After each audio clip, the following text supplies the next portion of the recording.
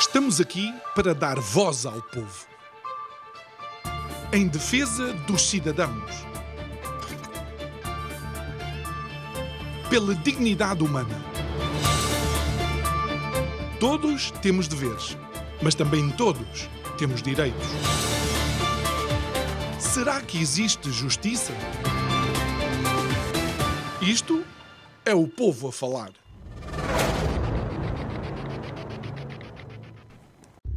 É inquestionável o impacto que Os Lusíadas teve na literatura portuguesa. Lança Camões para o panteão dos grandes autores.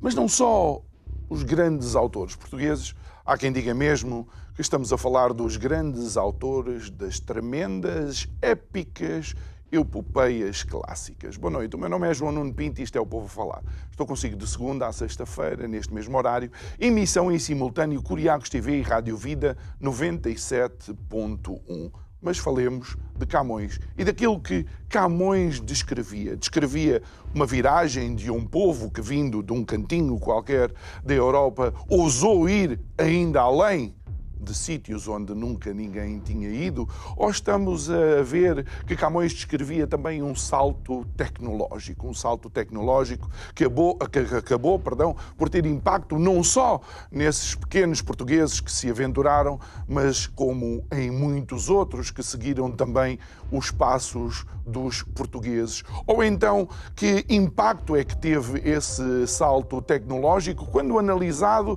aquilo que vemos hoje, que aquilo que há 6 meses parecia uma inovação, 6 meses depois está completamente ultrapassado. O que é que Camões descrevia?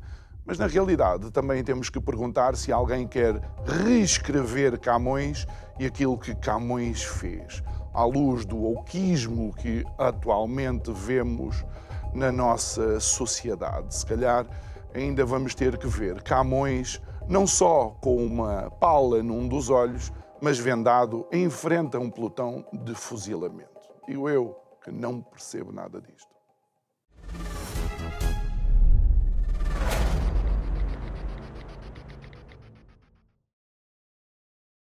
De volta ao nosso estúdio para este programa, que é o pontapé de saída para mais uma semana de conversas. O nosso convidado de hoje já é também um amigo da casa, não digo um amigo de longa data, porque sendo um jovem como ele é, não é de longa data, mas já temos algum percurso aqui. José Maria Matias, muito boa noite. Obrigado por estares aqui connosco. Tu escreveste recentemente, por causa dos 500 anos de Luís Vaz de Camões, escrevestes um artigo para o The European Conservative, escrevestes também em inglês.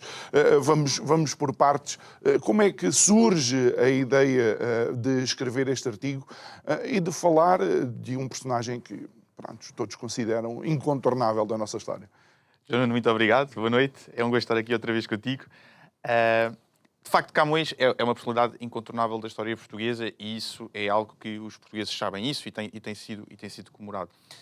Em primeiro lugar, uma das coisas que mais me saltou à vista foi o facto dessas comemorações terem passado ao lado este ano, 2024, e que deveria ter tido uma maior preponderância de facto naquilo que é a importância que Camões teve para a história portuguesa. Mas isso foi deixado de lado por razões históricas, por razões, como disseste muito bem, também de revisionismo histórico, e de facto aquilo que hoje sentimos é que não conseguimos olhar para a história portuguesa como aquilo que ela é. Pronto. E isso foi de facto a marca que Camões deixou e a marca que hoje não nos permite falar tão abertamente de Camões.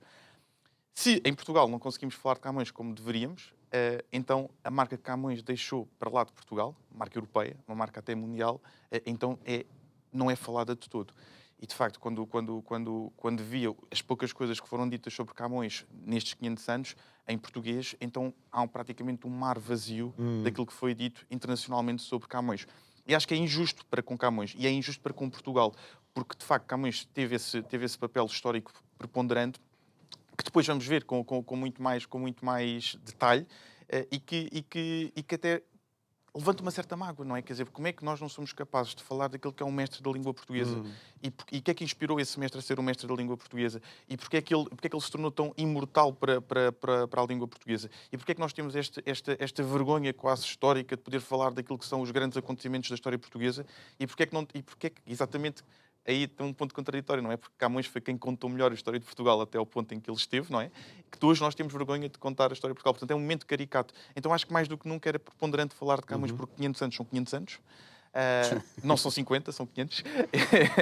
E, portanto, também por aí acho que tem de facto... Olha, eu sei que tu focas o teu artigo no legado de Camões, mas tu também não fazes a coisa por menos. Pegas em Camões e pões ao lado de Shakespeare e Cervantes, para a Inglaterra e para a Espanha, nomeadamente. Sim, esse tem um lado... São os dois lados irónicos deste artigo, que não tínhamos ainda falado. Primeiro é que eu começo por dizer que há 3 grandes línguas europeias, não é? Que são marcas globais e que são faladas em mais de 3, 4 continentes, que é o português, o espanhol e o inglês. E é curioso também, porque eu faço aqui 2 cedências. A primeira cedência é que eu escrevi o artigo em Espanha, estava de férias de verão, portanto começo mal. E depois a segunda é que faço o artigo em inglês. E portanto, só daqui também mostra como, de alguma maneira, eu sou obrigado a escrever em inglês porque o português também tem uma obrigação de se afirmar no panorama internacional que não o tem feito. E isso também é importante de ir mais a fundo por causa disso. A ideia parte muito desta lógica de que era preciso falar de Camões. Era preciso colocar Camões como aquilo que ele é, um autor renascentista, e há 2 períodos dentro do renascentismo que é importante assinalar. Portanto, a Europa teve, desde a sua história, um complexo, até pode-se dizer um complexo de inferioridade em relação aos clássicos. Portanto, aquilo que os clássicos greco-romanos atingiram era, de facto, inigualável. E sendo inigualável, nós queríamos apenas almejar aquilo que eles fizeram. E só para dar a informação um pouco mais completa, estamos a falar da Ilíada de Homero. Sim. E de Virgílio da Odisseia. Sim, pronto, de facto, e mesmo também, ou seja, e não é só ao nível literário, ao nível de tudo, ao nível da filosofia, ao nível do direito, ao nível mesmo da expressão artística. Quer dizer, o Renascimento é quase um período de voltar àquilo que era esta tradição, era de facto também que o património que foi preservado com muito esforço também pela Igreja, não é? Portanto, estes textos clássicos, e de repente havia uma vontade das elites deste tempo de conseguir regressar a isto e tentar almejar por estes feitos e por estes acontecimentos. O que o Camões faz é uma viragem na história do Renascimento, diz só que eles fizeram coisas extraordinárias, mas nós estamos a fazer coisas ainda mais extraordinárias do que isso. E o que é que ele refere aos portugueses? Portanto, o português é o sujeito literário do Camões, o acontecimento são as descobertas. E, portanto, ele diz que isto era, de facto, uma viragem, porque nem romanos nem gregos conseguiram fazer isto que estava a acontecer, nem europeus conseguiram estava a fazer. Portanto, por um lado, se Camões queria colocar a língua portuguesa como no patamar das grandes línguas europeias, ele também achava que, não, para lá do presente e do futuro, havia um passado que os portugueses estavam a ultrapassar. E essa é uma ideia que eu acho particularmente bonita, que deve ser assinalada também com orgulho, mas também com responsabilidade, de que temos coisas para fazer importantes ainda no século XXI, no caso do povo português. Portanto, e acho que é um chamado, estes 500 anos do Camões são um chamado para nós olharmos para a nossa história com um olhar reflexivo, com um olhar orgulhoso e com um olhar também de quem quer projetar um futuro. Tu achas que Camões é o primeiro, não sei se diria o único, porque atualmente, do meu ponto de vista, existem outras referências que eventualmente poderiam ombrear com Camões, não em literatura, mas a demonstrar o que é a alma portuguesa? Sim, quer dizer, Portugal tem tido, ao nível da sua literatura, autores que são extraordinários e que devem ser lembrados. Fernando Pessoa é um autor desses. Alexandre Herculano também, Almeida Garrett também, são autores que são de facto extraordinários e que marcam períodos históricos de Portugal bastante importantes. Acontece é que aqui Camões tem um papel muitíssimo relevante, porque Camões testemunha aquilo que é a página dourada da história portuguesa, e é muito interessante porque Camões, como mais nenhum deles conseguiu fazer, espelha muito bem aquilo que é a alma do ser português. Repara que ele morre, agora estamos a celebrar o seu nascimento, mas agora estou a falar da morte. Mas ele morre em 1580, é o ano que Portugal perde a sua independência. Portanto, com este olhar trágico também para aquilo que foi depois da história portuguesa, que depois mais tarde, de facto reconquistaria a sua independência em 1640. Mas depois também, para lá disso, acho que vale a pena às vezes recordar isto. Um amigo meu, quando eu escrevi este artigo, lembrava-me disso, e eu acho que é uma boa nota também para deixar aqui, que é a última palavra que o Camões fala é sobre a inveja. Portanto, e o Camões explicava que aquilo que poderia, de facto, fazer com que Portugal não atingisse aquilo que deveria ser para lá dos deuses, para lá do destino, porque nesse aspecto era um fatalista, era também a própria inveja do povo português sobre si próprio. E, portanto, e também, para lá dessa inveja portuguesa, a inveja que os outros teriam daquilo que seriam os feitos de Portugal. E, portanto, Portugal quase que seria um refém desta inveja coletiva que depois condicionaria o seu processo histórico, como a bom da verdade também, em certa parte, condicionou. Olha, e ainda olhando para aquilo que Camões representava e aquilo que ele nos dava através da sua literatura, nomeadamente através dos Lusíadas, tu dizes numa frase algo quase ao nível de Kierkegaard, que diz que amor sem sofrimento não existe. Neste caso, ele dizia que a glória sem sofrimento não existe. Mas ele não tinha a pendente fatalista que às vezes os portugueses assumem. Ele assumia que é possível a glória, vai haver sofrimento. Sim, ele claramente faz esse salto, não é? De que é possível a glória, porque ele estava a testemunhar isso, portanto, e ele assume que vamos conquistar, porque vamos assumir o nosso papel preponderante no mundo, mas depois, ao mesmo tempo, a vida dele é toda marcada por um conjunto trágico de acontecimentos, portanto, o exílio, o perder o olho, todos esses acontecimentos, o facto de ele também ele era filho de uma família nobre, mas de classe mais modesta, portanto, havia também aqui uma série de circunstâncias que mostrava que o Camões era um lutador. E também alguns comportamentos dele, todos nós, às vezes, tomamos decisões nas nossas vidas, claro, que acabam por nos deixar um bocado em xeque, não é? Claro que sim. Portanto, ou seja, Camões também foi um autor sofrido, portanto, claro, com aquilo que foi toda a sua... Mas não achas que há uma diferença, por exemplo, e uma vez que és músico e gosto de lembrar isto, porque acho que abre uma dimensão totalmente nova à nossa conversa, o fado é eminentemente fatalista, mas Camões deixa espaço para que nós controlemos o nosso próprio destino. Camões deixa espaço para que nós controlemos o nosso próprio destino. Mas ele teme que isso seja uma coisa no curto prazo, que haja uma finitude nisso. E, portanto, ao temer que haja uma finitude disso, ele teme e esse destino que ele coloca nas mãos dos deuses. Aí dos deuses greco-romanos, de facto. Claro. E, portanto, é de alguma maneira um autor que antecipa também aquilo que poderia ser as dificuldades. E é muito interessante olhar nesse momento para a crítica de Camões. É evidente que nós podemos olhar, por exemplo, para Gil Vicente, que também faz críticas que nós olhamos para a sociedade atual e que são replicáveis para o século XXI. Mas é interessante o olhar precursor que Camões teve para os problemas que Portugal teria depois, mais tarde. Essa questão da inveja, a questão da ganância... são todas questões que depois, de facto, materializaram-se. Aliás, o Velho do Restelo é um personagem de Camões, não é? Olha, ainda dentro desta que é este teu artigo, tu mencionas, obviamente, algo que são três vértices importantes naquilo que é a história da Europa e que temos visto que nos últimos anos também têm estado debaixo de ataque Jerusalém, Atenas e Roma. Mas, de alguma forma, Camões não se importaria ter colocado Lisboa no meio destas cidades. No meio, como central, de facto, é verdade, é isso mesmo. Esse é o...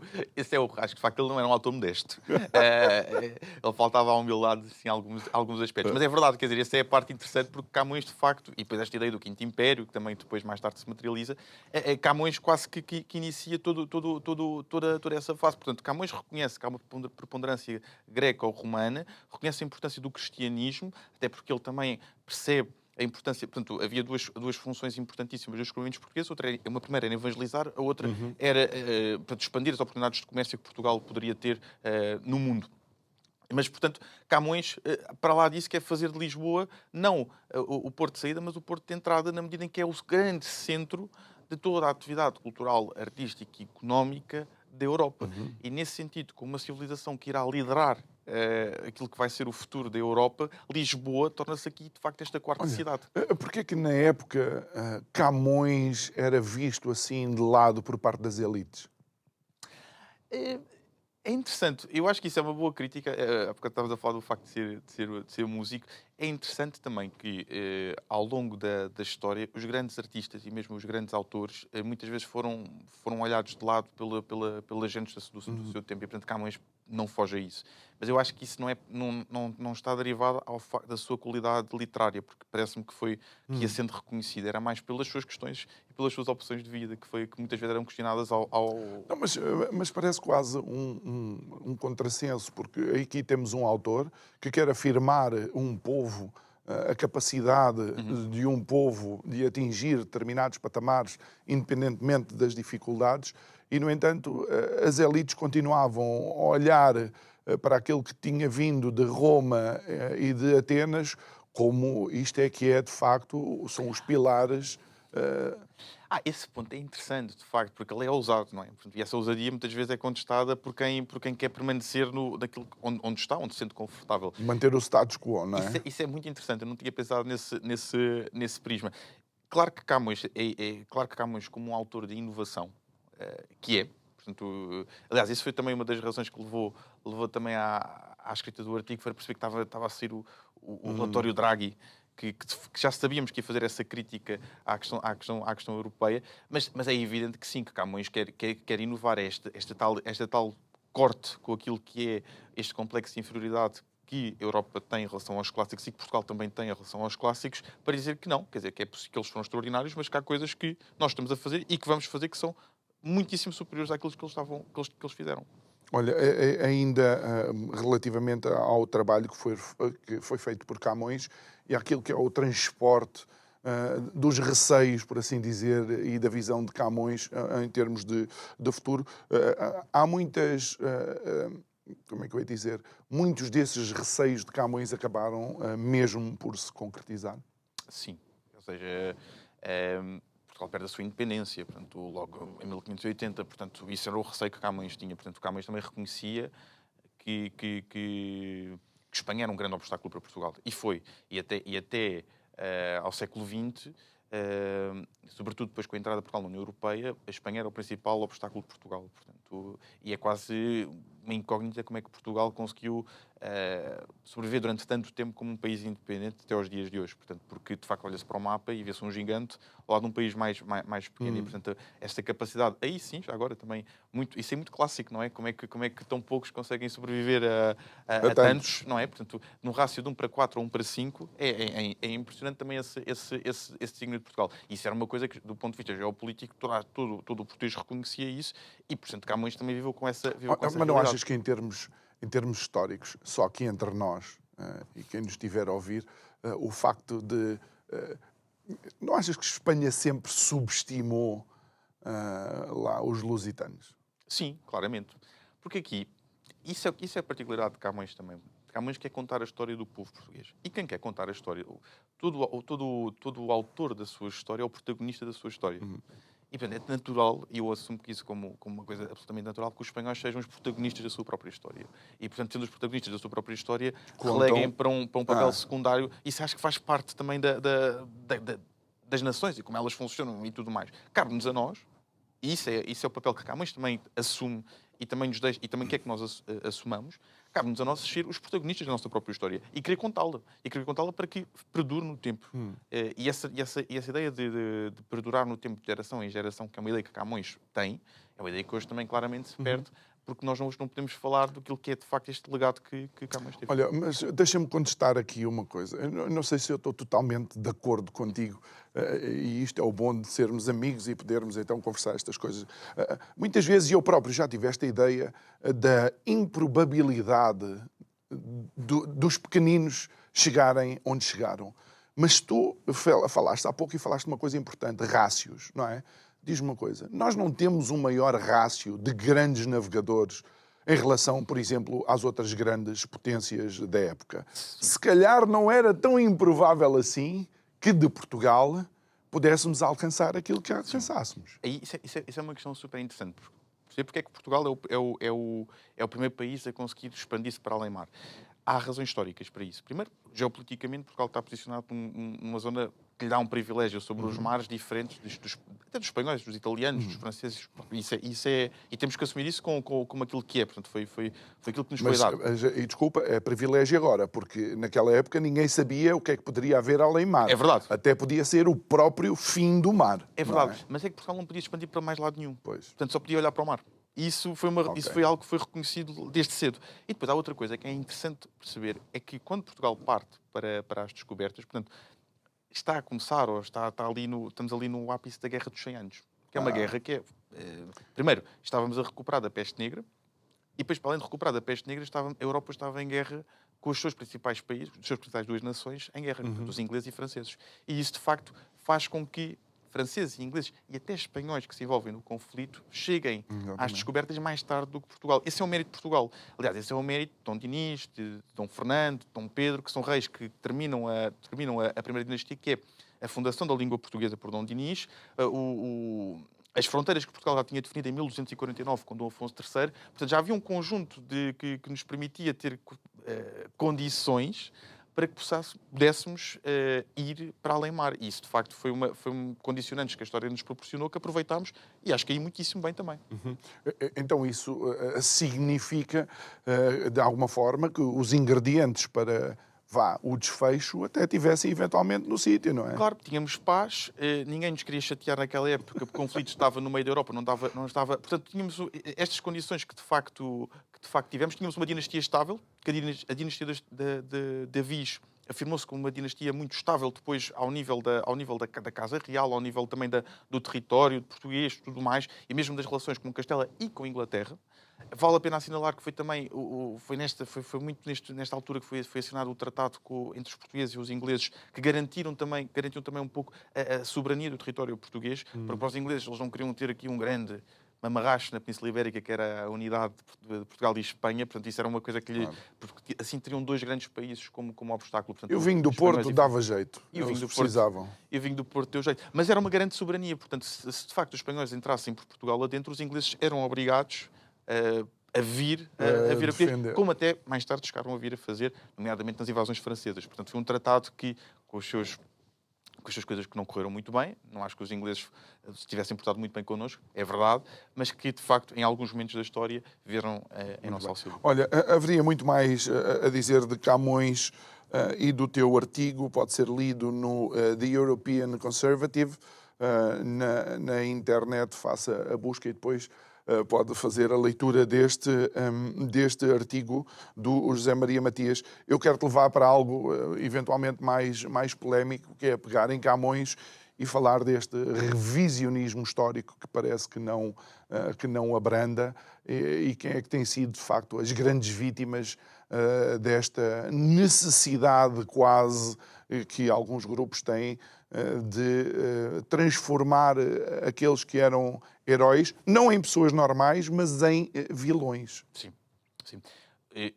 Isso é muito importante, porque, de facto, 2024 coincidiu com duas datas importantes. Os 50 anos do 25 de Abril e os 500 anos de Camões. O regime português, que nasce do 25 de Abril, deu a preponderância ao 25 de Abril de 74. Às comemorações. Eu não acho que o 25 de Abril tenha que ser apagado, nem esquecido, nem colocado de lado. Mas acho que 50 anos não são 500. E acho que regimes há muitos, povos, nações, não há tantos. E nós temos que olhar para isso também com essa responsabilidade. E nós estamos aqui com um duplo fator, que é o primeiro é que o antigo regime, de facto, e isto é preciso ser dito também para desmistificar, instrumentalizou a história para criar legitimidade. A democracia, por várias razões, não quer se desmarcar disto e acha que não precisa de ir à história porque a legitimidade do voto é-lhe suficiente. Ora, eu acho isto um erro da democracia, porque a democracia deve olhar para a história, deve querer saber da história, deve querer aprofundar da história para que coisas que fizemos menos boas e coisas que não se repitam e coisas que fizemos boas que aprendamos com replicar. Exatamente, que aprendemos com esse exemplo. E, portanto, negligenciar o papel histórico que Portugal teve no mundo, negligenciar o Camões, negligenciar Ainda há pouco falaste de algo que é absolutamente importante. Numa época em que a Europa liderava a inovação, era a época de Camões, e o relatório Draghi dizer-nos que perdemos o comboio da inovação. Aliás, há até quem diga, só faço aqui um parênteses, uma frase super interessante, que é, para descrever como é que está o mundo. Os Estados Unidos inova, a China imita, a Europa regula. E, portanto, nós estamos constantemente atrasados e perdemos o comboio. E depois os discursos que são feitos a seguir ao relatório Draghi são interessantíssimos. Macron diz que a Europa em 4, 5 anos pode estar completamente perdida. E Portanto, olha que a China já não imita só.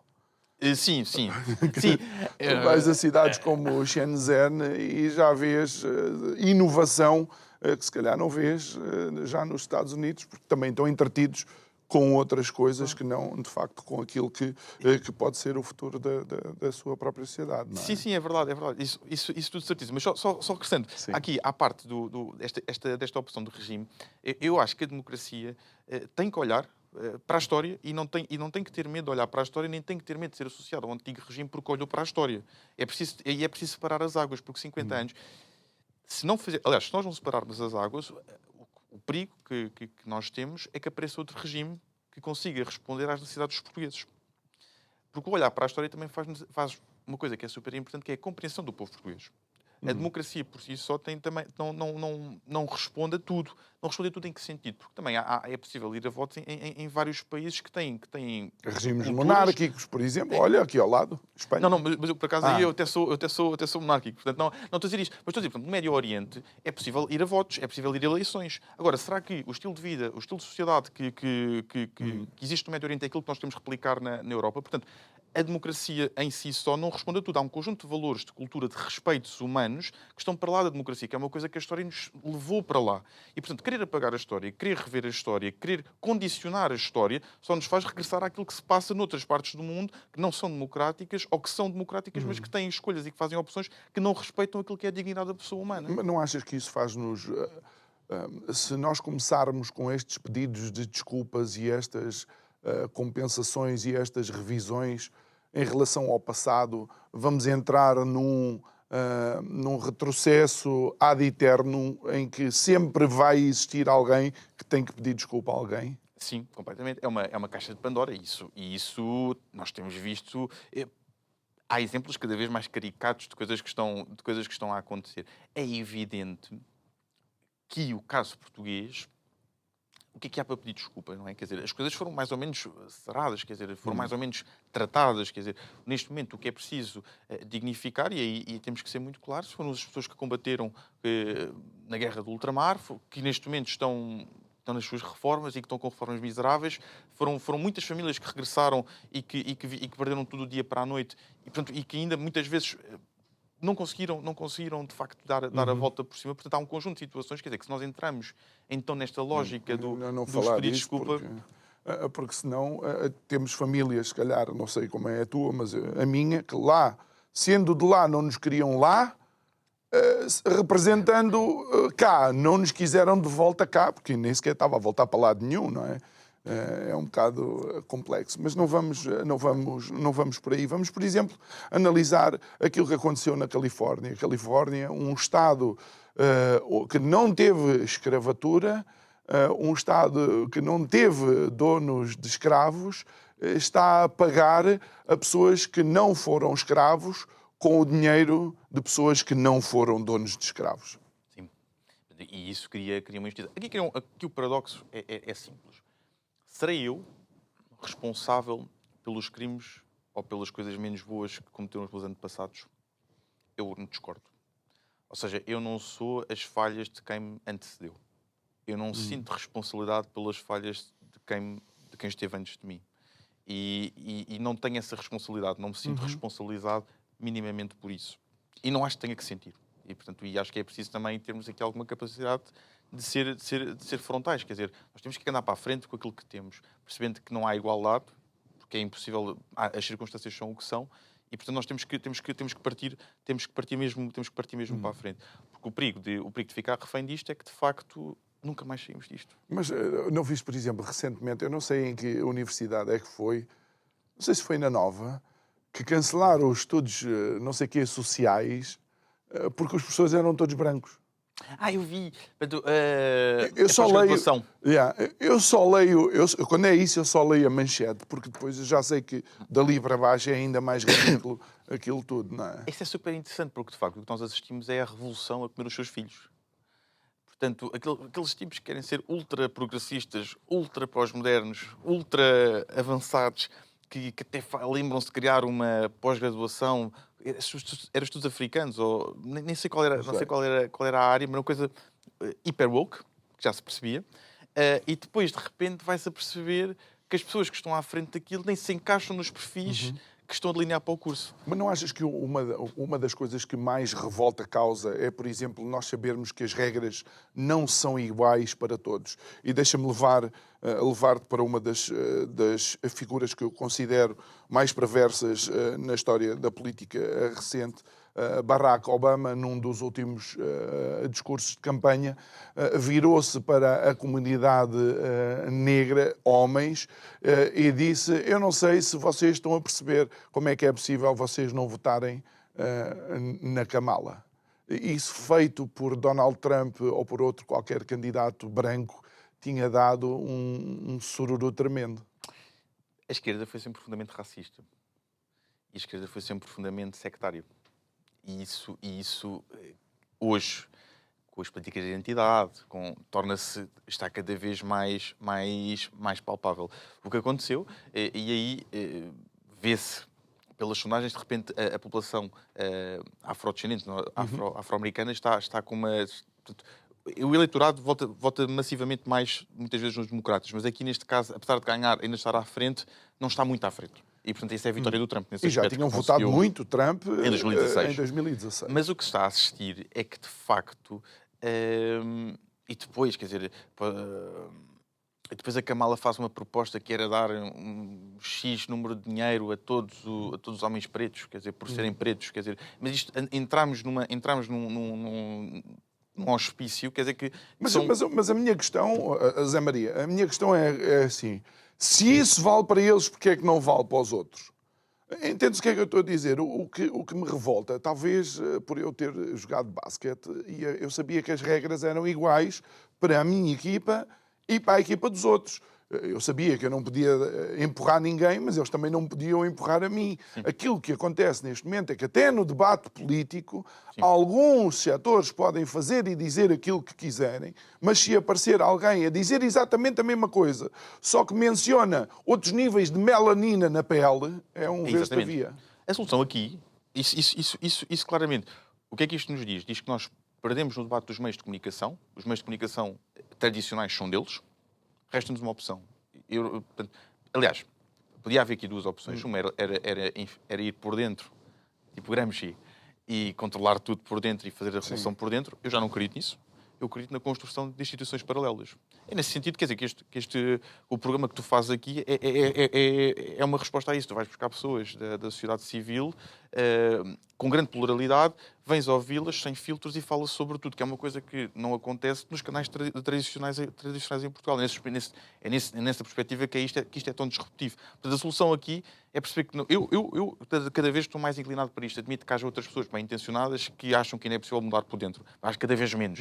Eu acho que o papel aqui é nós temos que construir as nossas próprias instituições. Nós estamos nesses momentos da história. É isso que o wokeismo está a demonstrar. É isto que estas políticas de identidade nos estão a demonstrar, é que nós precisamos de novas instituições. Porque se estas instituições permitem isto, permitem estes resvalos que estão a acontecer, então estas instituições não nos servem. E temos de ter a capacidade de dizer isso. E queremos outras instituições. E nós temos nesse momento de poder construir essas instituições e de poder garantir que aquilo que aconteceu a estas instituições não se replique nas nossas instituições. Mas isso obriga, se calhar, a que todos nós tenhamos o mesmo envolvimento, de alguma forma, que tu e outros jovens que vêm aqui aos programas têm. E só para contextualizar a produção, deu-nos a informação que é a pós-graduação em racismo e xenofobia da Universidade Nova. Exatamente. Eu pensava que era qualquer coisa de estudos sociais. Mas, exatamente.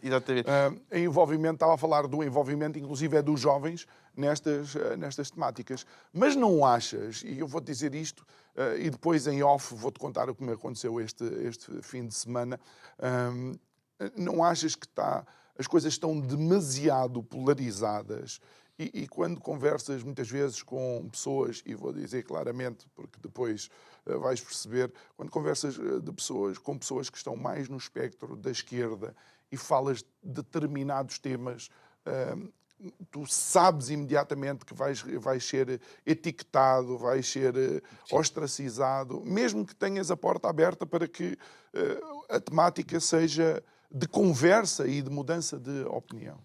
Eu acho que, por acaso, um dia podemos discutir isso até com mais profundidade, mas eu acho que a polarização é uma coisa boa.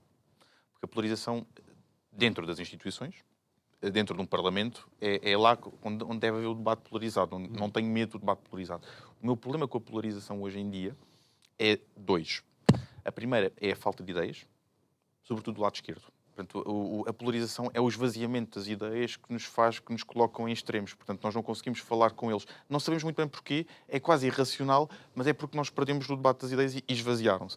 E depois, um segundo é que, em certos conceitos que são chaves para uma democracia, como a questão da liberdade, da dignidade humana, da justiça, da propriedade, esquerda e direita têm conceitos muitíssimo diferentes e até incompatíveis para haver um sistema. E é isto que ninguém está a dizer. Portanto, a esquerda não respeita a propriedade privada, a esquerda perdeu no debate da liberdade, porque hoje não podemos dizer as coisas que pensamos porque é crime de ódio. E, portanto, a esquerda, na dignidade da vida humana, é o que é, e, portanto, e aqui podemos ter... Liberdade de imprensa, liberdade de expressão... Com certeza. E, portanto, liberdade de escolha. E, portanto, de repente, naquilo que são os conceitos, os pilares de uma democracia, a esquerda não tem resposta a isso. E tem conceitos, de facto, tão diferentes dos nossos que parece-me que poderá acontecer no limite,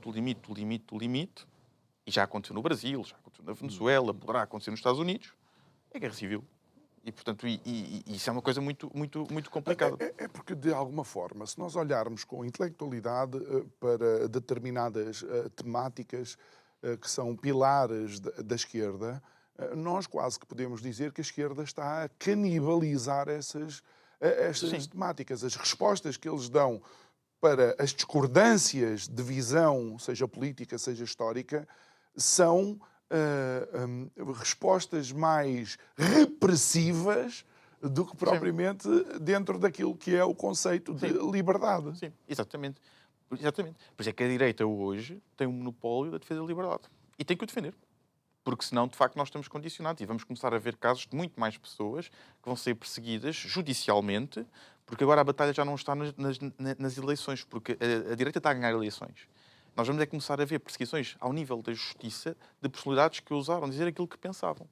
E vão ser criminalizadas por isso. E vão ser punidas por isso. E nós temos que começar a responder a isso. Portanto, a direita tem para si hoje o monopólio da defesa da liberdade.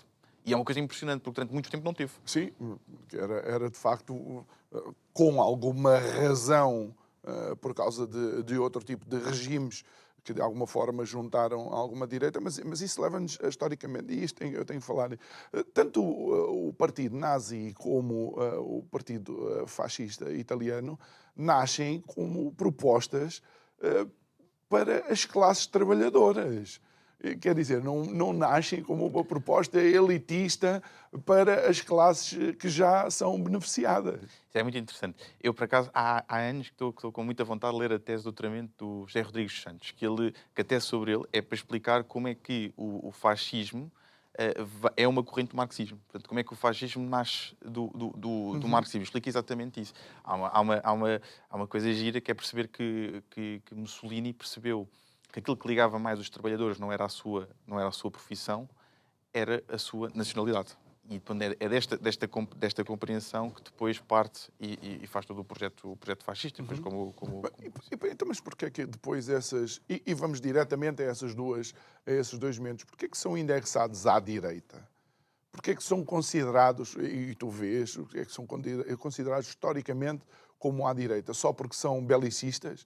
Queres que eu te diga alguns nomes de algumas sociedades de esquerda altamente belicistas? Sim, eu acho que aqui o ponto foi a sua postura de ambos, depois em relativo, primeiro à nação, portanto, porque eles eram descendentes deste, depois, ao mesmo tempo, do ultrarromântico que despontava o nacionalismo, e depois também como resposta àquilo que estava a acontecer na União Soviética, que era um projeto radicalmente de esquerda. Portanto, é esse processo, na minha opinião, que faz com que eles depois sejam considerados da direita. Mas, na verdade, aquilo que eles são filhos diretos tanto do marxismo como depois também desta ligação à nacionalidade que se...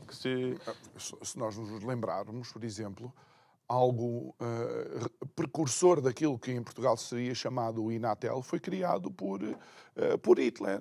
Nunca os trabalhadores alemães tinham podido viajar em paquetes de luxo como viajavam durante as suas férias, com o patrocínio do governo nazi, não é? Sim, sem dúvida. Portanto, é uma discussão. Eu acho que mais cedo ou mais tarde esse alinhamento histórico vai ser feito. Pois, porque eu acho que se pode rever a história, também é importante que alguns revejam bem a história, não é? Bem a história, sim. Não é? Há coisas que não se revê. Ou seja, vamos lá ver, aquilo foi extrema-direita. Estes movimentos, extrema-direita. E agora, mas eu posso rever Camões, posso rever outros autores, Claro. posso rever o padre não sei quantos que pintaram a estátua dele e tudo. Para António não Vieira. é? Sim. É isso mesmo. Eu acho que isto, e desculpa só voltar a isto, isto é que é o problema do revisionismo histórico. Eu acho que o caso do Camões, e por isso é que isto é tão revoltante, é perceber isto, é que a língua portuguesa tem hoje, em 2024, um espaço de 265 milhões de habitantes. Portanto, há 265 milhões de pessoas que falam português. Sabe-se que, no final do século, esse número chegará perto dos 500 milhões, ou seja, praticamente duplicará a sua população. Também sabemos que há uma relação direta entre o crescimento económico e o aumento demográfico. Portanto, nós sabemos que há um espaço lusófono, um espaço nosso, que tem uma dimensão importante e um papel importante a desempenhar do mundo, que vai estar em franco crescimento nos próximos anos. E sabemos também que a Europa e as suas instituições estão num processo de degradação. Nós precisamos de procurar alternativas. Pode ser alternativas europeias, mas nós não somos um país estritamente europeu. Nós somos um país que tem um papel atlântico muitíssimo grande. E, nesse sentido, a saída do Reino Unido da Europa é uma perca enorme, porque nós perdemos o único país que nos compreendia nesse nosso laço. E a questão que nós vamos fazer é, vamos ficar com a cabeça debaixo da terra e ter aquela postura que nós temos assumido, que é a única forma de ter relevância dentro da União Europeia é ser o bom aluno, porque a nossa própria relevância é que nos faz com que nós depois tenhamos Guterres, Barroso, António Costa a assumir posições de destaques. Porquê? Também é simples perceber como somos irrelevantes do ponto de vista das relações internacionais. Exatamente. Estar lá um português não chateia ninguém. Não vai fazer não chateia ninguém. Farinha. Exatamente. E, portanto, nós temos neste momento histórico, e Camões representa isso. Camões foi, de facto, o autor que melhor escreveu na língua portuguesa. Nós temos que ser o que é que queremos ser. E não temos que ter medo de assumir a língua portuguesa como um património nosso. Não temos que ter medo de querer escrever em português. Não temos de ter medo de querer utilizar esta política também de soft power para defender aquilo que são os interesses estratégicos de Portugal. Achas que o momento é esse? É o momento de... Os outros estão entretidos com outras coisas, vamos olhar para o mar e vamos em busca daquilo que já... não vou dizer que já foi nosso, mas vamos em busca daquelas amizades que cimentámos e tivemos ao longo de séculos. E eu acho... Pronto, é preciso depois aqui ter aqui algum cuidado, porque não quero também ser... provinciano do antigamente. Não é isso. Eu acho que nós temos que olhar, como tu dizias, fazer esse desenvolvimento das relações bilaterais com estes países, compreender o que é que estão a passar, o que é que estão a acontecer, os seus crescimentos económicos, compreender o Brasil, que é super importante, porque o Brasil não está numa rota ascendente. Portanto, havia uma perspectiva que o Brasil se afirmasse como uma grande potência mundial. Isto não está a acontecer. E depois também há um problema com o Brasil, que é o Brasil privilegia, e percebe-se bastante bem porque a sua relação com os Estados Unidos da América e não privilegia a sua relação com os países de língua portuguesa, compreende-se porquê. Portanto, a língua portuguesa nesse aspecto está de alguma maneira dependente do Brasil. Mas agora, há um interesse, e nós, mesmo na política, vemos isso, há um interesse do Brasil também para com Portugal, dos políticos brasileiros também para com Portugal, porque de facto Portugal tem tido a capacidade também de atrair e de ser um centro de discussão importante para aquilo que é as novas tendências do século XXI. Deu jeito para o mensalão. Não é? E já que estamos a falar sobre isso, bem, vamos continuar aqui naquilo que foi. E começámos com Camões, vamos terminar com Camões também. Tu crees que, de alguma forma, Camões acaba por deixar em nós um determinado espírito, um determinado mindset, uma determinada forma de ser e estar que deveríamos continuar a aproveitar. Nós temos de aproveitar. E não sei até que ponto é que nós continuamos a ter esse mindset.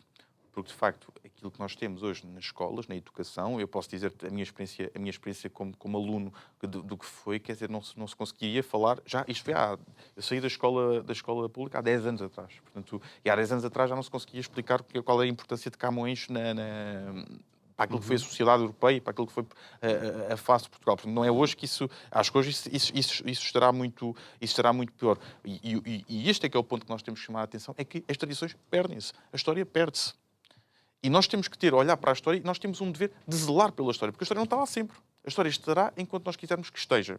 E por isso é que é um papel cívico, e há bocado falavas da questão dos jovens, desse comprometimento cívico, é um compromisso cívico que os jovens têm que assumir na defesa do seu legado. Porque se não fizermos isso, não temos forma de projetar o futuro. Não temos forma de projetar um futuro com os desafios todos que nós temos pela frente do século XXI, que nós já estamos a perceber que os são, e que falávamos há bocado também muitíssimo bem.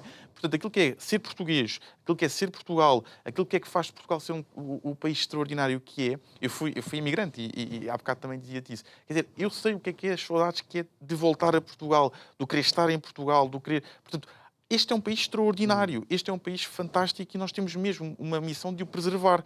E se não fizermos isso, nós estamos a assistir a maior vaga de portugueses de sempre a sair de Portugal a procurar novas oportunidades, nós estamos a perder aquilo que conquistámos com sangue, suor e lágrimas. Eu não, de todas as vezes que vivi fora do país, eu não tinha esse sentimento, talvez pela missão que eu estava a fazer nos países onde estava, mas havia qualquer coisa diferente quando voltava a Portugal. Isso é verdade.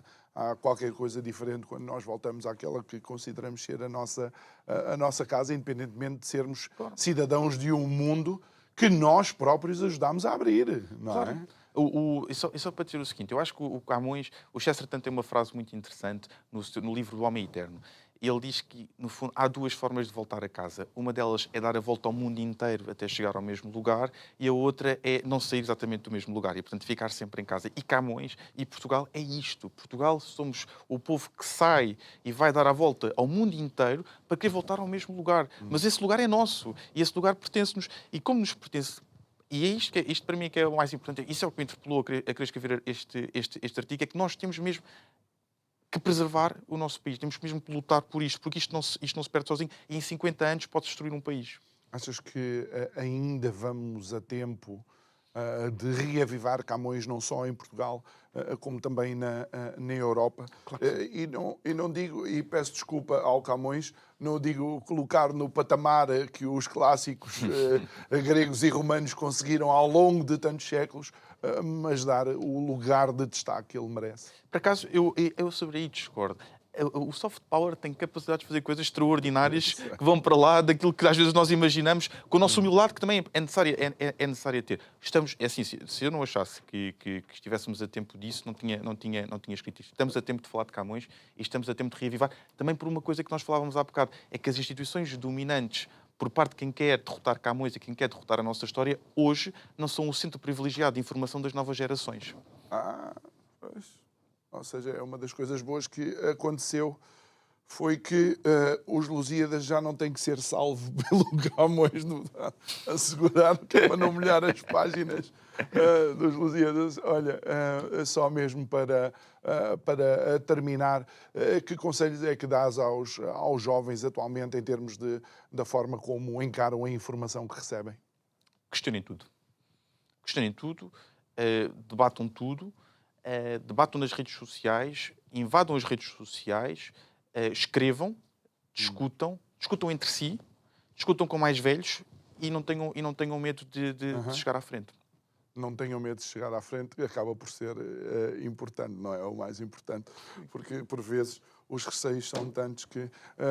José Maria Matias, obrigado por ter estado aqui connosco mais uma vez neste programa que serviu de pontapé de saída. Estivemos a falar de Camões e 500 anos, que de facto 500 anos não são não são 50. Muito bem. Obrigado a si também que nos acompanhou em mais esta conversa. Sabe que pode rever a conversa subscrevendo o canal de YouTube do Isto é o Povo a Falar. Vá lá, clique no sininho para receber as notificações sempre que fazemos o upload destas conversas. Quero enviar um forte abraço também a todos os ouvintes da Rádio Vida que não nos ouvem, aliás, que não nos vê, mas ouvem. Amanhã vamos estar de volta para mais um programa e resta-me desejar-lhe uma ótima noite.